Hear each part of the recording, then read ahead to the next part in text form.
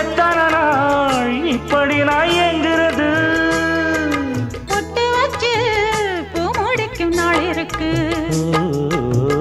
புது வளையல அரைச்சு தொண்டையில தான் நினைச்சு மாமன் கிட்ட பேச போற மணிக்கணக்கா. தூண்டாமணி விளக்கு தூண்டி விட்டு எரிய வச்சு உன் முகத்தை பார்க்க போற நாள் கணக்கா.